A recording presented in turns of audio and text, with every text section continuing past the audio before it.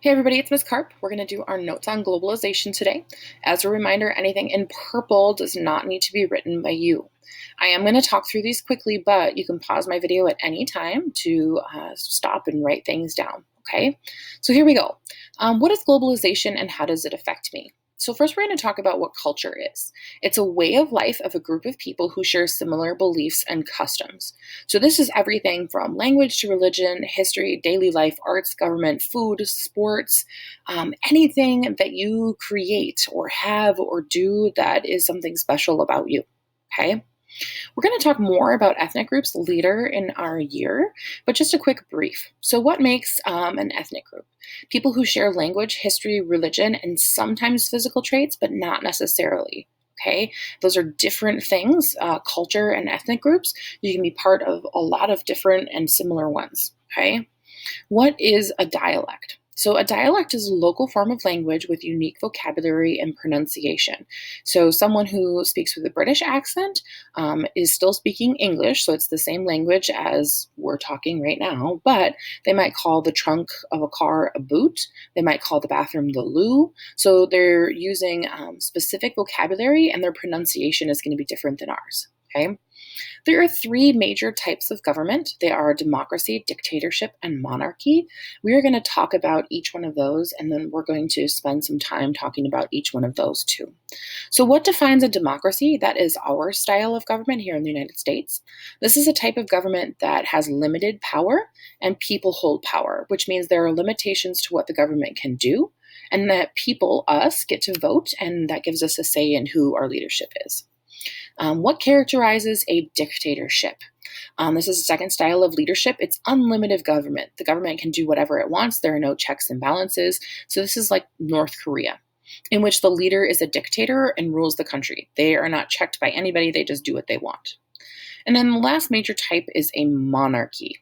Okay, this is an outdated form of government, but it used to be the most popular. So this is a government where a king or queen inherits power, so it passes down from like father to son or from mother to daughter. Monarchs at one time had unlimited power, but most are now constitutional or share power with elected officials.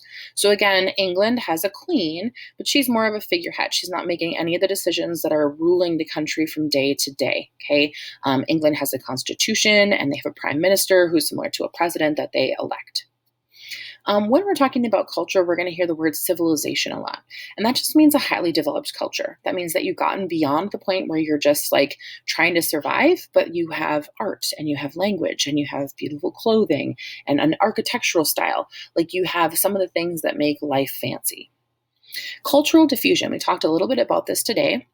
It's the spread of ideas, languages, and customs from one group to another.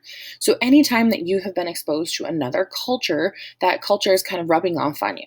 So this is people who have been exposed to cultures through trade, migration, and conquest. Today, like we talked about in class, culture spreads even faster because you're watching TV. You have access to the internet and movies and music, all your social media, and that's a way that you're spreading your culture and sharing your culture with other people all around the world. We've talked about culture regions before, and this is an area made up of several countries that share cultural traits. It can be even smaller than that. So this could be like a couple of neighborhoods that have come together because they have similar cultural traits. Okay, like there is a place in New York City called Chinatown, and it's a lot of Chinese immigrants, some first generation, some fourth generation. But when they immigrated here to the United States, they created their own neighborhood. So there's a lot of Chinese restaurants there, and Chinese medicine and Chinese clothing. A lot of the signs are in Chinese. So that's going to be a culture region. An idea of this on a bigger scale would be something like the Middle East. And then how is globalization defined? What we talked about. So a worldwide culture based on interdependent economies, markets, and resources, which just means a culture that is spread worldwide so that culture looks similar or has similar aspects in all places. And it's our economies, what we make and buy and sell, being tied together. Okay, we're going to talk a lot more about economies and also globalization and what that looks like.